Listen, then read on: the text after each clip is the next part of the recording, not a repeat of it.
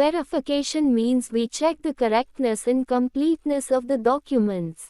Verification testing includes different activities such as business requirements, system requirements, design review, and code walkthrough while developing a product.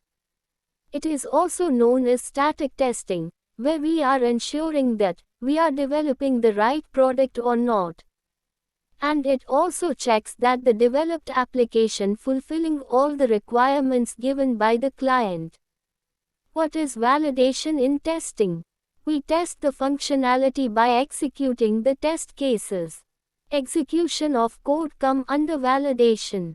It is testing where tester performed functional and non-functional testing. Here functional testing includes unit testing, UT, integration testing, IT, and system testing, ST, and non-functional testing includes user acceptance testing, UAT. Validation testing is also known as dynamic testing, where we are ensuring that we have developed the product right.